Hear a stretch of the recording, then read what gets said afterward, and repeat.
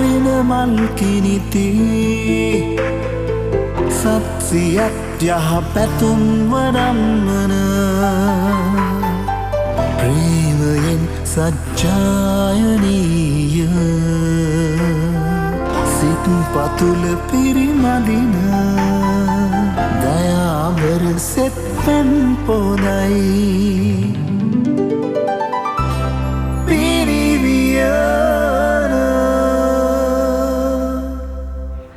විරාමයට ගිය අතර මම බලන් හිටියේ මේ අවසාන වශයෙන් අපි මේ ඔබ වෙත ගෙනාවු අපි I10 ස්පෝර්ට් වර්ල්ඩ් වැඩසටහනේ මේ අපේ පූර්ව ප්‍රචාරක පටය තුළ දැකපු දේ තමයි ලෝකේ ඉන්න අග්‍රගණ්‍ය ක්‍රීඩකයෝ ගණනාවක් ඒ පූර්ව ප්‍රචාරක පටය තුළ අපි දැක්කා. ඒගොල්ලන්ගේ දක්ෂතා දැක්කා. ඒ හැම ක්‍රීඩකයෙක්ගේම දක්ෂතාවයන් ගැන ජයග්‍රහණ ගැන අපි අද උදම්මනනවා කතා කරනවා. පුදුම සහගත වෙනවා ඒ සම්බන්ධව. හැබැයි අපි කවුරුත් ඒගොල්ලෝ එතනට එන්න කොයිතරම් දුරට මහන්සි වෙලා තියෙනවද, කොච්චර කැපකිරීමක් කරලා තියෙනවද, සරල භාෂාවෙන් කියනවා නම් කොච්චර කට්ටක් කාලා තියෙනවද කියන කාරණේ අපි කවුරුත් කතා කරන්නේ නැහැ. හැබැයි මේ පිළිබඳ හොයන පිරිසකුත් ඉන්නවා. එහෙම හොයන පිරිස තමයි ජීවිතේ සාර්ථක කරගන්න වෙරදරන පිරිස. අන්න ඒ විදිහට ජීවිතේ සාර්ථක කරගන්නේ කොහොමද? එහෙම නැත්නම් විරාමයට කලින් මම කියපු විදිහට ව්‍යවසායකයෝ බිහි කරගන්නේ කොහොමද? මේ රටේ දැන් තියෙන ආර්ථික තත්ත්වයත් එක්ක කොහොමද අපි තරුණ පිරිස විදිහට ප්‍රජාව විදිහට අපිට මොන වගේ දේවල්ද කරන්න තියෙන කාරණේ කියන කාරණා හැම එකක්ම පිළිබඳව කතා බහ කරන්න අපි සම්බන්ධ කරගත්ත මැදිරියටද කළමනාකරණ හා මානව හැකියාව පුහුණු උපදේශක ලේඛක ඒ වගේම කතිකාචාර්ය ලසන්ත කාර්ය පෙරම මහත්මයා අපි සම්බන්ධ කරගත්ත අද මැදිරියට ආයවන්න ඔබතුමාට ලසන්ත මහත්මයා. හොඳයි. සුබ අලුත් අවුරුද්දක් ඔබතුමාට. එසේම වේවා. අපි මේ අලුත් අවුරුද්ද ගැන මම මතක් කරානේ. දැන් අපි මේ අලුත් අවුරුද්ද අපි සැමරුවා. මොන ප්‍රශ්න තිබ්බත් අපි හැමදාමත් අලුත් අවුරුද්ද ප්‍රශ්න ගණනාවක් අපිට 2019 ඉඳන් එනවා අපි සැමරුවා. හැබැයි ඔබතුමාගේ අත්දැකීම් එක්ක දැනුමත් එක්ක ලබන අවුරුද්දෙත් අපිට මේ විදිහට සමරන්න පුළුවන් ඒ අවුරුද්ද. ඔව් රෙහන් සාමාන්‍යයෙන් මගෙන් කවුරු හරි ඇහුවොත් එහෙම අපේ සිංහල ශබ්දකෝෂය හොඳට අධ්‍යයනය කරලා එහෙම නැත්නම් මානව භාෂා ශබ්දකෝෂය හොඳට අධ්‍යයනය කරලා ඔබ කැමතිම වචනේ මොකද්ද මේ ශබ්දකෝෂයක තියෙන වචනේ මොකද්ද කියලා ඇහුවොත් මම දෙන උත්තරේ තමයි මේ අලුත් කියන වචනේ. අපි ඉංග්‍රීසියෙන් නිව් කියලා කියන. කියන්නේ අලුත් කියන වචනේ අනිත් වචන වලට වඩා වෙනස් වෙන්නේ ඒක ඇතුලේ අපිට පුදුම හැඟීමක් ඇද. ඒක හරි ධනාත්මක වචනයක්. ඒක හරි සුබවාදී වචනයක්. ඒක හරි ප්‍රගතිශීලී වචනයක්. කියන්නේ මානවයා තුළ උද්‍යෝගයක්, උද්දීපනයක්, සතුටක් දනවන වචන අතර ඉහළින්ම තියෙන වචනය තමයි මේ අලුත් කියන වචනේ. එතකොට දැන් අපේ රට ගත්තොත් අපිට මේ අලුත් කියන වචනේ අපේ භාෂා භාවිතයේ ගොඩක් ඉස්මතු වෙන කාල දෙකක් තියෙනවා. එකක් තමයි ජනවාරි 1 වෙනිදාට. ජනවාරි 1 වෙනිදා ලබනකොට දෙසැම්බර් මාසය අවසන් වෙලා අපි අලුත් අවුරුද්ද කියන වචනේ භාවිතා වෙනවා. ඊගව දෙවෙනි අවස්ථාව තමයි වැඩිපුරම භාවිතා වෙන්නේ ශ්‍රී ලාංකික ජනතාව මේ සිංහල හා ඉන්දු අලුත් අවුරුද්ද කියන එකේදී. එතකොට රෙහන් මේකේ තියෙන විශේෂත්වය තමයි මේ අලුත් අවුරුද්දත් එක්ක අපි මේකත් එක්ක බද්ධ කරලා ගත්තොත් එහෙම අලුත් අවුරුද්දේදී අපි දකිනවා විවිධාකාරයේ අලුත් වීම. එකක් තමයි මේ පරිසරය වෙන අලුත් වීම. දැන් අලුත් අවුරුද්ද ලඟ වෙනකොට ගස් කොළන් ටිකක් අලුත් වෙනවා. පරණ කොළ ටික හැලිලා, දළු දාලා, මල් ඇවිල්ලා, ගෙඩි එන්න පටන් ගන්නවා. කොහා කෑ ගහනවා. ඒක වෙන කවදාවත් ඇහෙන්නේ නැති සද්දයක් මේක. ඒතකොට භෞතික පරිසරයේ වෙන මේ අලුත් වීම වලට අමතරව මානවයා තව අලුත් වීම් ටිකක් කරනවා. දැන් රෙහන් ලස්සන අලුත් ෂර්ට් එකක් ඇඳලා ඉන්නවා. සවතු දෙකත් අලුත් වගේ මට පේන්නේ. ඒතකොට අපි සමහරවිට ගෙවල් දොරවල් අලුත් කරනවා. අපි තාප්පේ අලුත් කරනවා. බඩු මුට්ටු අලුත් කරනවා. සමහරවිට අලුතෙන් වාහනයක් ගන්නවා ආර්ථික හැකියාව තියෙනවනම්. මල් පෝච්චිය අලුත් කරනවා. ගේට්ටු අලුත් කරනවා. ඒ ටික කරලා ඊට අමතරව අපි කොණ්ඩේ අලුත් මෝස්තරයක් සමහරවිට කපනවා. අලුත් ඇඳුමක් ගන්නවා, අලුත් ටයි එකක් ගන්නවා, අලුත් සවතු දෙකක් ගන්නවා. ඒ කියන්නේ අර පරිසරයේ වෙන අලුත් කිරීම වලට සාපේක්ෂව අපි මානව සමාජය තුළ අපේ ඇඳුම් පැළඳුම් තුළ මේ හැම දෙයක් තුළම අලුත් කිරීම කරනවා. එතකොට දැන් අපි සිංහල අවුරුද්ද අවසන් වෙලා දැන් වැඩට යනවානේ. ඒතකොට වැඩට යනකොට අපි අලුත් කොණ්ඩ මෝස්තරයක් කපාගෙන අලුත් ෂර්ට් එකක් ඇඳලා අලුත් ටයි එකක් දාලා අලුත් සපතු දෙකක් දාලා අලුත් බෑග් එකක් අරන් යන්නේ. නැත්නම් අලුත් සාරියක් ඇඳගෙන යන්නේ. හැබැයි ඔයා මේ භෞතික පරිසරය කොයිතරම් අලුත් කරගත්තත් වැඩට යන්නේ පරණ මනුස්සයා නම්. ඔයා අලුත් ඇඳුමක් ඇඳගෙන තාම හිතන්නේ ගිය අවුරුද්දේ හිතුව විදිහට නම්. ඔයා අලුත් ඇඳුමක් ඇඳගෙන වැඩට ගියාට අලුත් අවුරුද්දේ තාම සැලසුම් කරන්නේ ගිය අවුරුද්දේ සැලසුම් කරපු විදිහට නම්. ඔයා හැම දෙයක්ම කරන්න බලාපොරොත්තු වෙන්නේ ගිය අවුරුද්දේම කරපු විදිහට නම් හොඳට මතක තියාගන්න. රෙහන් අපි අලුත් අවුරුද්ද කියලා මේ ගිහිල්ලා තියෙන පරණ අවුරුද්දටම තමයි. එතකොට මේ අලුත් කියන වචනේ මේ තාක්කල් අපි බොහෝ විට මේ සතුට උද්දීපනය කරන විදිහට සංස්කෘතිකාංග වලට විතරයි යොමු කරලා තියෙන්නේ. නමුත් රටක් හැටියට අපි තේරුම් ගන්න ඕනේ අපි ඉන්නේ ආර්ථික වශයෙන්, දේශපාලන වශයෙන්, සංස්කෘතික හැම පැත්තෙම යම්සි අවදානක මේ වනකොට. ඒක කොරෝනා ව්‍යසනයත් එක්ක ඇති වුණු තත්ත්වයක්. එතකොට මේ අලුත් කියන වචනේ කොහොමද අපේ ප්‍රගමණයට යොදා ගන්න පුළුවන්? දැන් මේ අවුරුද්දේ අපි දන්නවා මේ සිංහල අවුරුද්ද අපි කොහොමද සැමරුවේ කියලා. වෙනද තරම් රචින්න සද්ද අපිට ඇහුනේ නැහැ. වෙනද තරම් රෙදි කඩවල මිනිස්සු නැහැ. වෙනද තරම් ගම්බිම් වලට ගියෙත් නෑ. නෑ ගියේ නෑ. ඒතකොට ඒ විදිහටද අපි ලබන අවුරුද්දේ සමරන්න යන්නේ. අපිට ලබන අවුරුද්ද සමරන්න වෙන්නේ ඇත්තට ඒ විදිහට අපි තව යම් දේවල් ටිකක් අලුත් කරගත්තේ නැත්තම්. ඒ නිසා හොඳට මතක තියාගන්න ඕනේ ඔබ රැකියා ස්ථානයකට යනකොට ඔබ වැඩ කරන්නේ ආයතනය කරන්නේ. ඒ ආයතනයට අලුත් අදහසක් එක්ක යන්න, අලුත් සිතුවිල්ලක් එක්ක යන්න, අලුත් වැඩසටහනක් එක්ක යන්න. දැන් මේ වෙලාවේ ඔබ වැඩ කරන ව්‍යාපාරික ආයතනයේ අලෙවි කරන ගැටලුවක් තියෙනවා. බලශක්ති අර්බුදයක් තියෙනවා. ඒකට ඒවා දිහාර පරණ දෘෂ්ටි කෝණයෙන්ම බලලා වාට මේ අභියෝග වලට මුහුණ දෙන්න බෑ. ඒ නිසා අලුතෙන් හිතන්න ඕන. ඔබ අමාත්‍යාංශික ලේකම් කෙනෙක් නම් මේ රටේ මිනිසුන්ගේ ජීවනෝපාය මෙවනක වැටිලා තියෙන්නේ. ආර්ථිකයේ බිඳ වැටලා තියෙන්නේ. මිනිසුන්ගේ ආදායම් මාර්ග අහිමි වෙලා තියෙන්නේ. සමහරවිට අපි ව්‍යවසායිකව හැදුවට ඒගොල්ලන්ට බඩු ටික විකුණ ගන්න බැරි තත්ත්වයක් ඇති වෙලා තියෙනවා. මිනිසුන්ගේ ක්‍රය ශක්තිය අඩු වෙලා. ඒත් ඔබට ඒව දිහා අලුත් විදියට බලන්න සිද්ධ වෙනවා. විශේෂයෙන් අමාත්‍යාංශවල ලේකම්වරුන්ට ලොකු වගකීමක් තියෙනවා. අර අමාත්‍යාංශයේ තියෙන තන්ත්‍ර ටික පුරවන ක්‍රමයකට වඩා නිර්මාණශීලීව හිතලා. ඒ කියන්නේ රැකියාව නිර්මාණය කරන්න බවට පත් වෙන්න ඕනේ. විශේෂයෙන් මේ රටේ තරුණ ප්‍රජාව. ඔබ රැකියාව සොයන්නෙක් නෙවෙයි. ඔබ රටට ආදරේ නම් මේ රටට එක්ක ඔබ බැඳිලා තියෙනවනේ ඔබේ ජීවය නම් මේ රට. ඒ කියන්නේ රයන් මම දකින්න ජාති කොඩිය ඔතාගෙන තරුණයෝ කොච්චර කෑ ගහනවද කියන්නේ. ඔයා රටට ආදරේ නා. ඔයා අලුතෙන් හිතන්න වෙනස් විදියට හිතන්න. ආණ්ඩුවේ දියව් කියලා රැකියා ඉල්ලක් නෙවෙයි. ඔයා රැකියා දෙන්නෙක් බවට පත් වෙන්න ඕනේ. ඒ රැකියා දෙන මිනිස්සු කොහොමද නිර්මාණය වුනේ කියලා රයන් අපි කතා කරමු ඉදිරියට. පැහැදිලි. එතකොට ඔබතුමා ඔය කියන විදිහට දැන් ඔබතුමා ආසම වචනේ අලුත් කියන වචනයක අපිට පිළිගන්න පුළුවන්. ඒ කියන්නේ මේ වචනයත් එක්ක බැඳිලා තියෙන ලොකු පසුබිමක් තියෙනවා. ලොකු තියරි එකක් ඒක තියෙනවා. ඒක තුල තියෙන සිද්ධාන්තයක් තියෙනවා. අලුත් වෙන්න ඕනේ සමාජයේ අපි දන්නවා බාල තරුණ මහලු හැම කෙනෙක්ම ඉන්නවා. වැඩිපුරම අලුත් කියන වචනේ භාවිතා කරන්න ඕනේ, අලුත් විදිහට හිතන්න ඕනේ. මේ මොහොතේදී ඉන්න මොන ජන කොට්ටාසෙද සමාජයේ? හොරයන් තව හොඳ ප්‍රශ්නයක් ඔබ ඇහුවේ.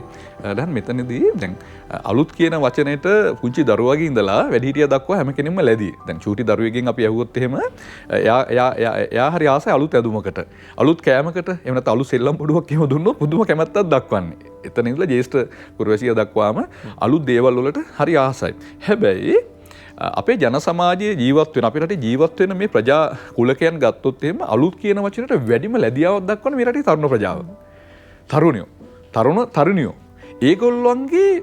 ඒගොල්ලෝ මේ අලුත් කියන වචනට විප්ලවීය දේවල් වලට, වෙනස් දේවල් වලට, ආක්‍රමණශීලී දේවල් වලට ඒකට ප්‍රධාන හේතු වෙන්නේ රෙහාන් දැන් ගෑල්ලමී පිරිළමී වැඩිවියට පත් වෙනකොට මේ අපේ ඇතුලේ හෝමෝන වෙනසක් ඇති වෙනවා. දැන් ගැහැණු ළමයිට ඊස්ට්‍රජන් කියන හෝමෝන ඒක ටිකක් සාමකාමී ලාලිත්‍යයට බර ඒක බොහොම කෙනෙක් තැම්පත් කරන සංසුන් කරන හෝමෝනයක්. හැබැයි පිරිමි ළමයිගේ තියෙන ටෙස්ටොස්ටෙරෝන් කියලා හෝමෝනයක් මේ හෝමෝන හරි ආක්‍රමණශීලී. ඒ ටෙස්ටොස්ටෙරෝන් හෝමෝනේ ක්‍රියාකාරීත්වය මත ඒක ඒ ආක්‍රමණශීලීත්වය තුළ සමහරවිට සංගීතඥයෝ බිහි වෙනවා. සමහරවිට විශිෂ්ට නළුව බිහි වෙනවා. ඔබ වගේ හොඳ දක්ෂ නිවේදකයෝ බිහි වෙනවා. ඒ වගේම ඒක ඇතුලේ මහා විප්ලවවාදීන් බිහි වෙනවා. ඒ ටෙස්ටොස්ටෙරෝන් වල බලපෑම තමයි චේ ගුවෙරා නිර්මාණය වුනේ.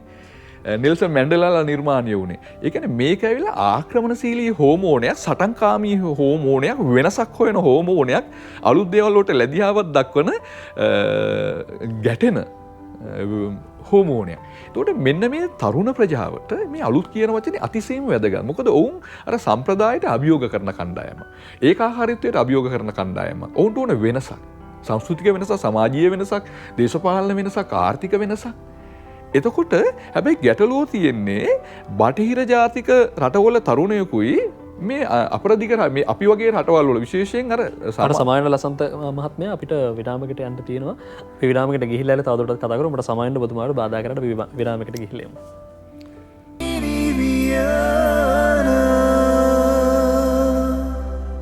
අපි කතා කරමින් සිටින්නේ ලසන්ත කාර්යපෙරු මහත්මයාත් එක්ක කොහොමද රටේ මේ වෙනකොට තියෙන උද්ගත වෙලා තියෙන ආර්ථික අර්බුදයට තරුණ ප්‍රජාව විදියට අපිට මොනවද කරන්න තියෙන, තරුණයන්ට මේකෙදි මොන වගේ වගකීමක්ද යුතුයකමක්ද තියෙන කියන කාරණේ පිළිබඳව අපි කතා කරමින් සිටින්නේ.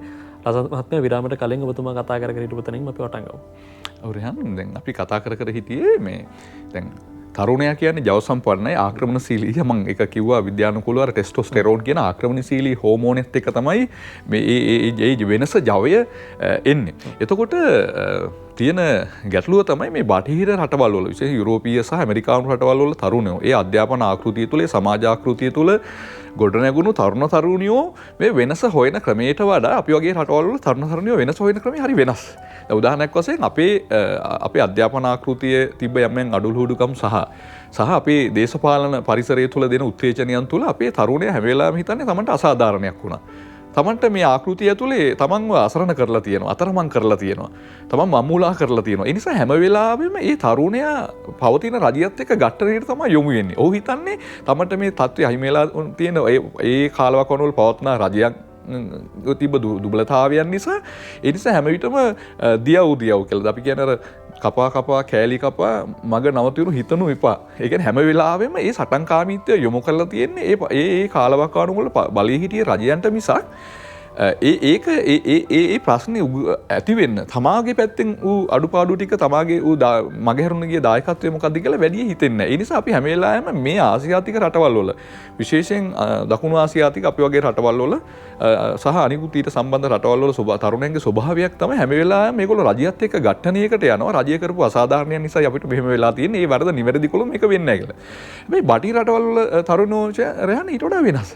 දැන් ඒගොල්ලෝ සමාජ විප්ලව කිරීමේදී හැම වෙලාවෙම පදනම් කරගන්නේ නව්‍යකරණය සහ නවෝත්පාදන කියන සංකල්පේ. දැන් උදාහරණයක් අපි ගත්තොත් මාක් සකබර්ග් කියන එක. මාක් සකබර්ග් 2014 අපි කවුරුත් දන්නවා Facebook කියන ආයතනය හදලා ඒක අද වෙනකොට විශාල සංවර්ධනයකට ගිහිල්ලා තියෙනවා. ඒතකොට මාක් සකබර්ග්ගේ Facebook කියන ආයතනය විතරක් මේ වෙනකොට හොයනවා ඇමරිකානු ඩොලර් බිලියන 210ක්. يعني ගිය අවුරුද්දේ ඒගොල්ලන්ගේ ආදායම ඇමරිකානු ඩොලර් බිලියන 210ක් වෙනවා. එතකොට බිලියන 210ක් කියන්නේ රහන් ඔබ දන්නවා ලංකාවේ දල ජාතික නිෂ්පාදනය දැන් මේනකොට බිලියන 82ක් විතර වෙන්නේ. ඒ කියන්නේ මාක් සකබර්ග් කියන විප්ලවවාදී තරුණයා. කියන්නේ මම කාල් මාක්ස්ට පස්සේ චේ ගුවෙරලාට පස්සේ පිඩෙල් කැස්ට්‍රෝලාට පස්සේ මම දැක්ක ලොකුම විප්ලවවාදියා මාක් සකබර්ග්. ඇයි මම එහෙම කියලා කියන්නේ? දැන් මාක් සකබර්ග් කරපු ඔහු තාක්ෂණය බද්ධ කරලා මෘදුකාංගයන් නිර්මාණය කරලා ඒ කරපු විප්ලවය හරහා ඔහු ධනවතෙක් වුණා. අඩුම වයසෙන් ලාබාලම වයසෙන් ප්‍රකෝටිපතියෙක් වෙලා ලෝකෙ බිලියනපතියන්ගේ ලයිස්තුවට තමන්ගේ නම ඇතුල් කරගත්තේ. ඒක දෙක ඇමරිකාව ධනවත් කළා. හැම අවුරුද්දකටම ඇමරිකානු ඩොලර් බිලියන 200කට වඩා වැඩි ආදායමක් ඌ ඇමරිකාවට ගෙනෙල්ලා දෙනවා. ඇමරිකාවට ගෙනෙල්ලා දෙනවා. 3 ඔහු කරපු සමාජ දේශපාලන සංස්කෘතික විප්ලවයේ අපි දන්නවා සිරියාවේ දැන් අරාබි වසන්තය නිර්මාණය කළේ අපි දන්නවා මූණු පොත හරහා. ඒ කියන්නේ ලෝක ජනගහනය මේ වෙනකොට බිලියන 9ට වැඩි. ඒකෙන් බිලියන 2.8. ඒ කියන්නේ බිලියන 3ක් ඇවිල්ලා මුහුණු පොතේ පරිශීලකයෝ. එතකොට ලෝක ජනගහනයේ සුවිශාල ප්‍රමාණයක් ඔහු අත්පත් කරගත්ත විතරක් නෙවෙයි. දැන් ඔබ සංගීතයට ලැබි නම් ඔබට සංගීතය ඇතුලේ යන්න පුළුවන් උපරිමයට යන්න පුළුවන් සමාජ මාධ්‍ය භාවිතා කළා. ඒ කියන්නේ සංගීත ලෝලින්ට මාක් සකබර්ග් විශාල ප්ලැට්ෆෝම් එකක් නිර්මාණය කරලා දීලා තියෙනවා. ඒ වගේම ඔබ කැමති ව්‍යාපාර පැත්ත නම් ඔබට අලෙවිකරණය පැත්ත දියුණු කරන්න ඕන. ඒකේ අනන්තයටම ඒක හරහා යන්න පුළුවන්. ඒ කියන්නේ ඔයා ක්‍රීඩාවට නම් ඒ පැත්තට යන්න පුළුවන්. ඒ කියන්නේ මාක් සකබර්ග් කරපු මේ විප්ලවය හරහා ලෝකෙ මිනිසුන්ගේ ජීවන තත්ත්වය ඉහළට ගියා. නිදහස් අදහස් පළ කිරීමේ අවස්ථාව විවෘත කරලා දුන්නා. ඒ කියන්නේ ඒක තමයි වඩා හොඳ. ඒ කියන්නේ රෙහාන්ට මතයක් තියෙනවා නම් මට මතයක් තියෙනවා නම් ඔබට මතයක් තියෙනවා නම් ඒ මතයට ඉස්සර නම් අපි රූපවාහිනියකට එන්න ඕනේ. නැත්තම් පත්තරයක් කොනක් අල්ල ගන්න ඕනේ අපේ මතය ප්‍රකාශ කරන්න. නැත්තම් හන්දියකට ගිහලා බෝඩ් එකක් උස්සන් කෑ ගහන්න ඕනේ. දැන් තියෙන තත්ත්වය තමයි රෙහාන් හැම මිනිස්සෙකුටම ප්ලැට්ෆෝම් එකක් තියෙන හැම මිනිහෙකුටම වේදිකාවක් හදලා දුන්නානේ. ඉතින් බලන්නකො මාක් සකබර්ග් කරපු විප්ලවය. ඒතකොට මාක් සකබර්ග්ගේ නව්‍යකරණයේ නවෝත්පාදනයේ හරහා කරපු ඒ සමාජ ආර්ථික දේශපාලන සංස්කෘතික විප්ලවයේ ඒ විප්ලවය කරන්න එක්කෙනෙක් අපි හදාගත්තා. තේන විදියට කිව්වොත් එක මාක් සකබර්ග් කෙනෙක්. ඒ කියන්නේ අපේ රටේ තරුණයෝ මේ රට වෙනස් වෙන චේන්ජ් එකක් සිස්ටම් චේන්ජ් එකක් කරන්න බලාපොරොත්තු වෙනවා. ඔබ කල යුතු ලොකුම චේන්ජ් එක ඔයාලා අතරින් එක්කෙනෙක් මාක් සකබර්ග් කෙනෙක් වෙන්න. අලුත් ප්ලැට්ෆෝම් එකක් හදන්න, අලුත් දූරාවලියක් නිර්මාණය කරන්න, අලුත් මේ එකක් හදන්න. එතකොට අපිට හැකියාව තියෙනවා ඒක ඇතුලේ. දැවැන්ත සමාජ විප්ලවයක් කරන්න, ආර්ථික විප්ලවයක් කරන්න. දැන් අපි මේ දවස්වල තරුණ ගෝල් පේස් එකේ විශාල අරගලයක් කරනවා. මම දක්වන ඒගොල්ලෝ තාක්ෂණය භාවිතා කරනවා විශාල වශයෙන්. මුහුණු පොත භාවිතා කරනවා, WhatsApp කියන එක පාවිච්චි කරනවා. නමුත් ඒ පාවිච්චි කරන හැම වෙලාවෙම ඔබට පේන්නේ නැද්ද ඒක නිර්මාණය කළේ මහා දැවැන්ත රට ආදරය කරපු මිනිස්සු කියලා. විශාල සංස්කෘතික සමාජ විප්ලවයක් කළා කියලා. ඒ නිසා දැන් අපිට තියෙන විප්ලවය මාක් සකබර්ග් කරපු විප්ලවය. ඒ කියන්නේ ආර්ථිකය දියුණු කිරීම 71,000කට රස්සා දීලා තියෙනවා. ඒ වගේම මුහුණු පොත ආශ්‍රයේ ලෝකේ විශාල වශයෙන් රැකියා නිර්මාණය වෙලා තියෙනවා. මේ සියල්ල දැවැන්ත විප්ලවයක්. ඒ නිසා අද තරුණයෝ පෙළඹෙන්න ඕන මාක් සකබර්ග් කරපු විප්ලවය එතනින් එහාට අරන් ගිහිල්ලා අලු මුදුකාංග හදන මේ ගෝලීයකරණය වන ලෝකෙට හුරු වෙන තරුණෙක් නිර්මාණය කරන්න මිසක් මේ දුප්පත් රටේ දුප්පත් රජයෙන් දියව් කියලා හැමදේම ආණ්ඩුවම කරලා දෙනකන් බලන් ඉන්න නෙවෙයි. හොඳයි. අපි තවදුරටත් කතා කරමු. අපි විරාමයකට ගිහිල්ලා යමු.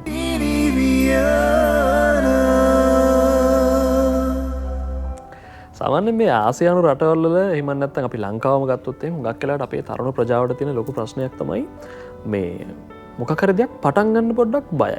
ලෝකයේ දැන් අපේ ලසන්ත මහත්මයා විරාමයට යන්න කලින් කතා කරපු විදිහට මාක් සකර්බර්ග් බය නැතුව තමන් විශ්වවිද්‍යාලයේදී කරපු ව්‍යාපෘතිය එළියට දාපු නිසා තමයි මේ විදිහට ලෝකෙම දන්න හඳුනන කෙනෙක් බවට ලෝකේ පළවෙනි බිලියනපතියන් 5 දෙනා අතරට එතුමාට යන්න පුළුවන් වුණේ. එතකොට අපි ගත්තොත් මේ ඉලෝන් මස්ක් ගත්තත් එහෙම තමයි. එයාගේ ජීවිත කාලේ පළවෙනි කාලෙදි බල ගත්තොත් එහෙම ලොකු දුක්ඛම් කොටළු ප්‍රමාණයකට මුහුණ දීලා තමයි මේ විදිහට සාර්ථක කෙනෙක් බවට පත් වුණේ. ඔබතුමා මේ අපි මේ උදාහරණ හැම එකක්ම කියන්නේ ඇමරිකාව තුළ. ඇයි ආසියාතික මිනිස්සුත් අපි දන්නවා අපි ගත්තොත් එහෙම අම්බානි වගේ කෙනෙක් ගත්තොත් එහෙම ව්‍යවසායකයෝ ඉන්නවා. තාමත් ලංකාවට ඇයි ඒ වගේ ලෝකයට බලපෑමක් කරන්න පුළුවන් විදිහේ ව්‍යවසායකයෙක් බිහි කරන්න බැරි වුණේ? හොඳ ප්‍රශ්නයක් රහන් ඔබ ඇහුවේ තරුණෙක් විදියට ඔබතුමා නිවේදකයෙක් විදියට වගේම තරුණෙක් විදියට හොඳ ප්‍රශ්නයක් ඔක ඇහුවේ. ඔකට ඔය ගැටලුව තමයි අපි ඉක්මනින් විසඳ ගන්න ඕනේ. හේතුව තමයි දැන් රෙහන් මට මතකයි මගේ පුංචි කාලෙත් මගේ අම්මා මාව ඉස්කෝලේට දාලා කිව්වේ පුතේවා හොඳට ඉගෙන ගන්න මහන්සිලා ඉගෙන ගන්න හොඳට පාඩම් කරන්න පාඩම් කරලා ඔයා හොඳට ඉගෙනගෙන දවසක ආණ්ඩුවේ හොඳ රස්සාවකට යන්න එහෙම නැත්නම් පුදියලිකන්සේ රස්සාවකට යන්න කියලා. කියන්නේ අපේ පුංචි කාලේ ඉඳලා අපේ දරුවාගේ මානසිකත්වය හදන්නේ රැකියාව සොයන්නෙක් විදිහට. එක්ක ආණ්ඩුවේ හොඳ රස්සාවක් හොයාගන්න එක්ක පුදියලිකන්සේ රැකියාවක් හොයන මානසිකත්වයක් තමයි අපි හදන්නේ. දැන් හැබැයි අපි ජපාන වගේ රටකට ගියොත් එහෙම දැන් ජපානයේ පුංචි දරුවෝ කියන්නේ පහේ පන්තියේ දරුවෝ ටිකක් අරගෙන අපි 4 දිනේ පොලිමට තියලා අපි ඇහුවොත් එහෙම පළවෙනි දරුවගේ. ඒ කියන්නේ පහේ පන්තියේ දරුවෙක් කියන්නේ ලොකු දරුවෙක් නෙවෙයි අවුරුදු 10ක 11ක දරුවෙක් නේ රෙහන්. ඇහුවොත් එහෙම පළවෙනි දරුවගෙන් හිතන්න දුවක් කියලා දුවේවා ලොකු වෙලා මොනවද කරන්නේ? ඒතර එයා දෙන උත්තරේ තමයි එයා කියනවා මම හරි ආසයි සපත්තු සෙරප්පු වලට. ටීචර් මම ලොකු වෙලා සපත්තු කම්පැනියක් හදනවා. දෙවෙනි දරුවා ටික හිතන්නකෝ මහතට ඉන්න පුතෙක් කියලා. එයාගෙන් ඇහුවොත් පුතේ ඔයා ලොකු වෙලා මොකද්ද කරන්නේ? එයා කියනවා මේ ටීචර් මම හරි ආසයි මේ පිටි කෑම වලට බනිස් කන්න. මම ලොකු වෙලා විශාල පිටි ආහාර නිෂ්පාදනය කරන සමාගමක් පටන් ගන්නවා. මේම අහන හැම කෙනාම දැන් හිතන්නකෝ දැන් එක දරුවෙක් ඉන්නවා. එයා කියනවා ටීචර් මම හොඳට ඉගෙනගෙන වෛද්‍යවරයෙක් වෙනවා. වෛද්‍යවරයෙක් වෙලා මම ටෝකියෝ වලට ඇවිල්ලා විශාල පුද්ගලික රෝහලක් හදනවා. ඒ කියන්නේ අර ඇකඩමික් පැත්තේ යන කෙනාපව අවසාන ඉවර කරන්නේ ව්‍යවසායකත්වයෙන්. ඒ නිසා තමයි රෙහන් ජපානයේ අපි මිනිස්සු 100ක් ගත්තොත් 38 දෙනෙක් ව්‍යවසායකයෝ.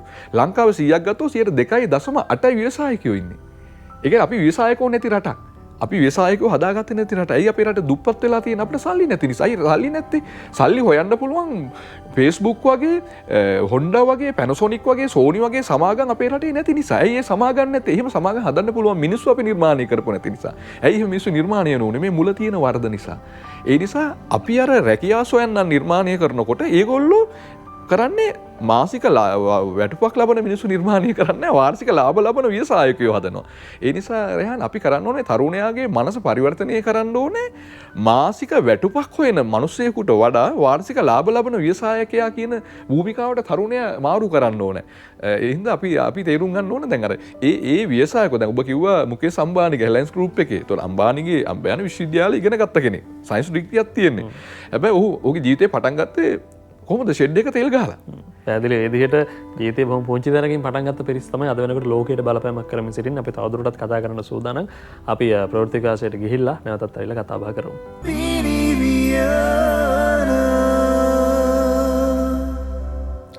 අපි මේ ප්‍රවෘත්තිකාශයට යන්න කලින් මුකේෂ් අම්බානි ගැන තමයි අපි කතා කරලා කතා බහ මේ හමාර කරේ නතර කරේ එතනින් අපේ ලසන්ත මහත්මයා. එතකොට මම කල්පනා කරේ මේ විරාමයේ අතරතුරදීත් ප්‍රවෘත්තිකාශය අතරතුරදීත් මම එතුමත් එක්ක කතා කරේ මුකේෂ් අම්බානි කියලා කියන්නේ ඉන්දියාවේ ඉන්න මේනකොට ධනවතා ලෝකෙම ධනවතුන්ගේ ලයිස්තුවේ පළවෙනි 10 දෙනා අතර ඉන්න කෙනෙක් එතුමා.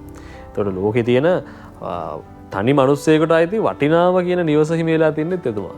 හැබැයි ලසන්ත මහත්තයෝ තාමත් අපේ මිනිස්සු හරියට නිවසක් නිසියාකාරව සම්පූර්ණයෙන්ම හදාගන්න බැරුව ණය වෙනවා. ඒ කියන්නේ අපි රටක් විදිහට නෙමෙයි තනි මිනිස්සුව වශයෙන් පුදුම විදිහට ණය වෙලා ඉන්නේ ලසන්ත මහත්තයෝ. ඔව් රෙහන් දැන් අතනින්දී අර ඔබ මුකේෂ් අම්බානි ගැන කතා කරපු තැනදී මේක එක මාධ්‍යවේදියෙක් කියලා දවසක් ඔහුගෙන් ප්‍රශ්නයක් අහනවා මේ ඔයාට ඔච්චර සල්ලි තියෙනවා ඔයා ඇයි තව සල්ලි හොයන්නේ කියලා. ඒක ඔහු කියනවා මේ මට සල්ලි ඇති ඉන්දියාවට සල්ලි මදි කියලා. මට සල්ලි ඇති මගේ රටට ඉන්දියාවට සල්ලි මදි කියලා. කියන්නේ මුකේෂ් අම්බානි දැන් අපි මේ සමාජවාදීට නැඹුරු තරුණයෙක් කතා කරලා ඇහුවොත් එහෙම මේ මුකේෂ් අම්බානි ගැන මොකද හිතෙන්නේ කියලා කියයි ධනේශ්වර ආර්ථික ආකෘතිය ඇතුළේ ඉන්දියානු ජනතාව සූරා කෑවා කියලා. කියලා පුළුවන් නම් එයාගේ ගෲප් එක ඇතුළට ගිහලා වෘත්තීය සමිතියකුත් හදලා වැඩ වර්ජනයක් මෙහෙवला අපේ කොටස දියව් කියලා සමාජලට උද්ඝෝෂණ මාලාවක් කරන් යාවි. හැබැයි මුකේෂ් අම්බානි ඒ කරපු ව්‍යාපාරය හරහා අද ඉන්දියන් ඔබ දන්නවා ඉන්දියාවේ ඉන්දියන් ආර්ථිකය හිතන්න බැරි තරම් වේගයෙන් ලෝකෙ ඉහළටම යන ඉතාම බලවත් න්‍යෂ්ටික බලය පවතින රටක් ඉන්දියාව මිසයිල් පද්ධති තියෙන ඉතාම යුදමේ ශක්තියක් තියෙන මතක විදිහට ඩොලර් බිලියන 600ක විතර විදේශ සංචිත ප්‍රමාණයක් තියෙනවා සුවිශාල ආර්ථිකයක්. එතකොට ඒ ආර්ථිකයට මුකේෂ් අම්බානිලා දුන්න දායකත්වය හරි ප්‍රබලයි. ඒ කියන්නේ මුකේෂ් අම්බානි ධනවතෙක් වුණා විතරක් නෙමෙයි ඒ බදු ගෙවනකොට ඒ බදු ඉන්දියාවේ දරුවන්ගේ අධ්‍යාපනය වර්ධනය කරගන්න සෞඛ්‍ය සේවය නගා සිටවන්න යුද හමුදාවේ ආරක්ෂාව තර කරන්න අවශ්‍ය අව්‍යායුධ ගන්න මේ විශාල දෙයකට එයායි ව්‍යාපාරය ගොඩනැගීම තුළ ලොකු දායකත්වයක් ලැබුණා. ඒ කියන්නේ දැන් වැවක වතුර පිරෙනකොට දැන් අපේ රටේ වැව් හිඳවන්න හදන්නේ. වැවක් හිඳවලා ඇලක් පොහොසත් කරන්න බෑ. වැවක් හිඳවලා ලිඳක් පොහොසත් කරන්න බෑ. වැවක වතුර තියෙනකොට තිබ්බොත් විතරයි ඇලවල් වලට වතුර එන්නේ. ලිංග වලට වතුර යන්නේ ඊට පල්ලෙහා තියෙන උල්පත් වලට ගොවිබින් සරු වෙන්නේ වැවක වතුර තිබ්බොත්ම විතරයි. ව්‍යවසායකයෙක් කියන්නේ මහා වැවක්. එතකොට අද තරුණයා සතු විශාල වගකීම තමයි මුකේෂ් අම්බානිලා වගේ ටාටාලා වගේ ජැක් මාලා වගේ මාක් සකබර්ග්ලා වගේ ස්ටීව් ජොබ්ස්ලා වගේ බිල් ගේට්ස්ලා වගේ ව්‍යවසායකයෝ බවට පත් වෙන එක. අපේ රටේ ලොකුම සමාජ විප්ලවය මේ සිස්ටම් එක චේන්ජ් කරන්න පුළුවන් ව්‍යවසායකයෙකුට විතරයි. මම හැම වෙලාවම කියන්නේ රයන් දසලක්ෂ ගණනින් ව්‍යවසායකයෝ බිහි වේවා වගේ. හැම බස් එකකම පිටිපස්සේ ගහන්න ඕනේ. හැම වාහනයකටම ගහන්න ඕනේ. අපි ඔය තරුණෝ අරගල කරන ගෝල්ඩ් ෆිෂ් පිට්ටනියේ විශාල ඩිජිටල් ත්‍රියක් දාලා ගහන්න ඕනේ ව්‍යවසායකයෝ බිහි වේවා. ඒ තරුණ ඉල්ලීම් ඇතුළට දාන්න ඕනේ. අපිට ලේසියෙන් බැංකු ණයක් ගන්න ක්‍රමයක් හදන්න. අපිට ව්‍යවසායක වැඩමුළු තියන්න. අපේ බඩු ටික පිටරට විකුණ ගන්න අවස්ථාව විවෘත කරලා දෙන්න. නේ හොඳ ව්‍යවසායකවත්ව දන්න ඇමතුරුමේක පත් කරන්න. අන්න ඒවා තමයි සටන් පාට වෙන්න ඕනේ.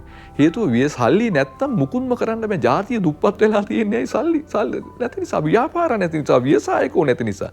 දැන් අපි හිතුවට එහෙනම් හරි අපි ආණ්ඩුවටත් යන්න කියනවා. ජනාධිපතිටත් යන්න කියලා අපි බලය ගන්නවා. ඒකට හදන්න පුළුවන්ද? ආයි යන්න වෙන්නේ ණය වලට. මොකද මේ රටේ ආදායමක් උත්පාදනය වෙන්නේ නැහැ. මේ රටේ ව්‍යාපාර හැදිලා නැහැ. ප්‍රමාණවත් ව්‍යාපාර ටිකක් නැහැ. ඒකට ආයි ප්‍රශ්නයකට මුහුණ දෙනවනේ. ඒ නිසා ඔබ මේ රටට ආදරේ නම් ඔබට කරන්න තියෙන ලොකුම සමාජ විප්ලවය තමයි හොඳ ව්‍යාපාරයක් හදන එක.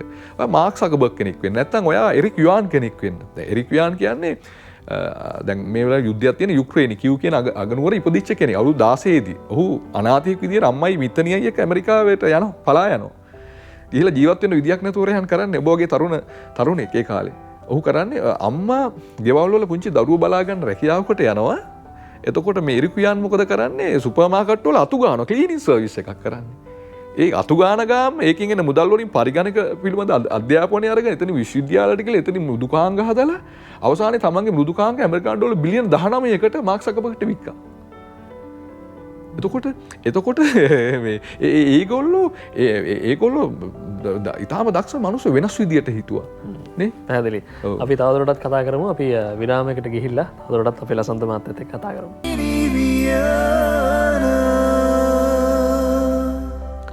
අසන්ත කාර්යපෙරුම මහත්මයා අපිත් එක්ක දීර්ඝ වේලාවක් තිස්සේ අපි දැන් සාකච්ඡා කරා රටක තරුණ ප්‍රජාවට මොකක්ද මේ ආර්ථික තත්ත්වය තුළදී කරන්න තියෙන වගකීම මොකක්ද, මොන වගේ දෙයක්ද කරන්න තියෙන්නේ, සහ ඒකට හොඳ උදාහරණ ප්‍රමාණයක් ඔබතුමා දැක්වුවා. ලෝකෙන් උදාහරණ ගත්තා අපි කොහොමද රටවල් දියුණුලා තියෙන, ව්‍යවසායකයන් හරහා දියුණුලා තියෙන කියන කාරණා ගැන අපි වැඩි විස්තර ප්‍රමාණයක් සාකච්ඡා කරා. මම දැන් මෙහෙම වුවත් අවසාන වශයෙන් අපිට තියෙන තා පුංචි වෙලාවක් නිසා මේ මොහොතේදී ඍජුවම ඔබතුමාට දෙන්න තියෙන පිළිතුර මොකක්ද? එහෙම නැත්නම් මඟ පෙන්වීම මොකක්ද රටේ තරුණ ප්‍රජාවට මේ මොහොතේදී? අපි මම සාමාන්‍යයෙන් පෞද්ගලිකව හැම වෙලේම මොකක් කියලා සාමාන්‍ය වැඩසටහනවලදී කියන දෙයක් තමයි ආණ්ඩුවකට කරන්න පුළුවන් දේවල් තියෙනවා. හැබැයි ඒ අතරේ තරුණයන් විදිහට Taman තනියෙන් සොයන්ව කරන්න ඕන දේවලුත් තියෙනවා. අන්න ඒ විදිහට ඔබතුමා මොකක්ද යෝජනා කරන්නේ තරුණ ප්‍රජාවට මේකෙදි මේ ආර්ථික තත්ත්වය තුළදී ආණ්ඩුවෙන් කරන්න ඕන දේවල් ඒ කරන අතරතුරේදී සොයන්ව Taman තනියෙන් කරන්න ඕන දේවල් මොනවද? තරුණ පිරිසක් විදිහට එකතු වෙලා මේ මොහොතේදී ඍජුවම කරන්න තියෙන දේ මොකක්ද කියන කාරණේ ඍජුව පිළිතුරක් මම ඔබතුමාගෙන් බලාපොරොත්තු වෙනවා අවසානයේ. ඔව් රයන් ඔබ හොඳ ප්‍රශ්නයක් ඇහුවේ. යන් මේ රට ඉපදිච්ච හැම මිනිස්සෙක්ම මම ඉපදුනේ ආණ්ඩුවේ ස්විරිතාලෙක. අපි බොහොම සාමාන්‍ය පවුල කෙනෙක්. මගේ පවුලේ 5 දෙනා ඉපදුනේ ආණ්ඩුවේ ස්විරිතාලෙක. මම හැමදාම කල්පනා කළේ මගේ අම්මගේ බඩට මං ආපු දවසේ ඉඳලා මේ රට මාව බලාගත්තා. ඒ කියන්නේ රීපෝස ටික ආණ්ඩුවනේ දුන්නේ.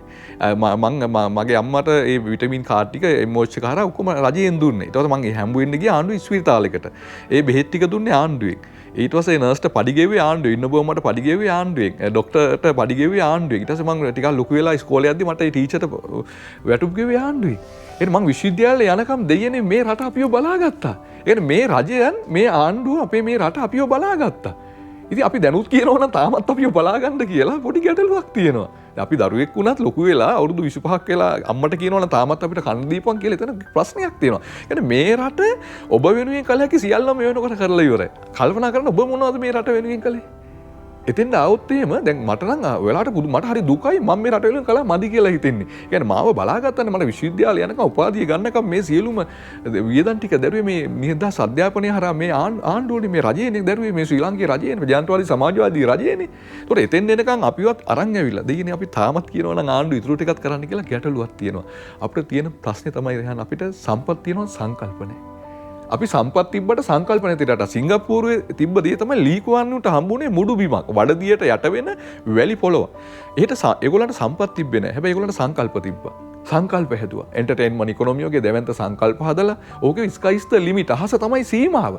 තරුණයන්ට කිව්වා ඔයා ඉගෙන ගන්න කාලේ ඉගෙන ගන්න. ඊට පස්සේ ඔයාට අහස අනන්ත සීමාව. ඔයාට යන්න පුළුවන් ඉස්සරහට කියලා. ඒ නිසා අපි දවස් 365න් වැඩිම දවස් ප්‍රමාණයක් රයන් වහිනවා. මේ මං ආවේ අද උදේ වැස්සේ. මේ රට වටේ මහා සාගරයක් තියෙනවා මහා ගුවන් කලාපයක් තියෙනවා රට මැද්දේ ගංගා හැම පැත්තටම ගලාගෙන යනවා රට වටේ ජලාශ දහස් ගාණක් තියෙනවා රට මැද්දේ හැමදාම මැණික් හම්බ වෙනවා මේ රටේ ගස්වල ගෙඩි වැටෙන තැන පළ වෙනවා ඔබයි මායි ඉන්නේ මහා පුදුම රටක ලෝකේ ජෛව විවිධත්වයේ වැඩිම රටවල් තුනෙන් එකක ඔබ මා ජීවත් වෙන්නේ ඇතිතරම් සම්පත් තියෙනවා ප්‍රශ්නේ තියෙන ඔබටයි මටයි සංකල්ප නැතිකම ඒ නිසා ආදරණීය තරුණියනි ඔබට ඕන විප්ලවය නියම විප්ලවය මාක්ස් අකබර්ග් කළු විප්ලවයේ එරික් යුවාන්ලා කරපු විප්ලවයේ ජාන් කෝම්ලා කරපු විප්ලවයේ බිල් ගේට්ස්ලා කරපු විප්ලවයේ ඒ ඔක්කොම බිලියන 200ට එහා මුදල තමන්ගේ රටවල් වලට හොයලා දෙනවා. දැන් චීනය ගැන කතා කරනකොට ජැක්මා ගැන කතා කරන ජැක්මාගේ සුද්ධ වත්කම් එයාගේ පුද්ගලික වත්කම් විතර ඇමරිකානු ඩොලර් බිලියන 37ක් වෙනවා. එතකොට ඒ ලොකුම සමාජ විප්ලවය කරන්න පුළුවන් අලුත් අදහස් එක්ක අලුත් සංකල්පත් එක්ක අලුත් වැඩපළවල් එක්ක ඒ නිසා තාක්ෂණික ලෝකයේ අනන්තයේ ලෝකයා දෙකම ගමක් ඒ ගම ඇතුළේ ඔයාලට කෙලවරක් නැතුව අවස්ථා තියෙනවා. ඔයා ලොකු මහත් වෙනකම් විශ්වවිද්‍යාල වෙනකම් ඔයාව බලාගත්ත රජයේ හැම දෙයක්ම ඉල්ලන්නේ නැතුව දැවැන්ත සමාජ විප්ලවයකට දායකත්වයෙන් ඔබට අවස්ථාවක් තියෙනවා වෙනස් විදියට හිතන්න අලුත් විදියට හිතන්න ඇතිතරම් සම්පත් තියෙන රටක් සංකල්ප නැති අඩුව තරුණේනි ඔබ පුරවන්න. පැහැදිලිවම හුඟක් වෙලාවට තියෙන ප්‍රශ්නය අපි හරියට කල්පනා කරලා බලුවොත් එහෙම ආණ්ඩුව මත නෙමෙයි මිනිස්සු විසින්ම කරන දේවල් නිසා ආණ්ඩුවට පත් වෙන උදවියගේ ප්‍රශ්න තියෙනවා කියන කාරණේ අපි හොඳින් හිතන්න ඕනේ. ඒ නිසා මෙතෙන් පටන්වත් අපි හුඟක් වෙලාවට මොලේ කල්පනා කරලා අපි වැඩ කරමු කියන කාරණේ මම මතක් කරන අවසාන වශයෙන් කොහොම වුණත් ඒ කාරණේත් එක්ක තරුණයන් විදිහට අපි මේකෙදි මොන වගේ දෙයක්ද කරන්න තියෙන කියන කාරණේ පිළිබඳවත් වැඩි අවධානයක් අපි යොමු කරන්න ඕනේ කියන කාරණේ ඔබට හොතින් පසක් වෙන්නට ඇති. තවදුරටත් අපි අපේ කටටම ගෙනලා දෙනකන් බලාගෙන ඉන්නවද නැත්නම් අපි අතෙන් අරගෙන කොහොම හරි හොයාගෙන අපි අපේ හැමදේම කරගන්නවද සාර්ථක වෙනවද කියන කාරණය ගැන හිතලා බලන්න ඕන කාලය ලැබිලා තියෙනවා. අපි අද සම්බන්ධ කරගත්තේ කළමනාකරණ හා මානව හැකියාව පුහුණු උපදේශක ලේඛක කතිකාචාර්ය ලසන්ත කාර්යපිරුම මහත්මයා තමයි අපි සම්බන්ධ කරගත්තේ. ආයිබන් ඔබතුමාට මේ විදිහට තරුණ ප්‍රජාවට කතා කිරීම සම්බන්ධව සහ ඊළඟට කරන්න තියෙන පියවර සම්බන්ධව මේ විදිහට අපි දැනුවත් කිරීම පිළිබඳව. හොඳයි එහෙනම් අපි අද සමගන්නවා පිනිවිනෙන් මේ විදිහටම ආරාධනා කරනවා මේ කතා කරපු දේවල් හරියට උකහාගෙන තරුණ ප්‍රජාව විදිහට රටේ අනාගතයේ කියන වෙනුවෙන් ඔබට කරන්න තියෙන යුතුකම සහ වගකීම හරියට ඉටු කරලා ඊට පස්සේ අපි කතා කරමු කියන කාරණේ මතක් කරනවා. බොහොම ස්තුතියි.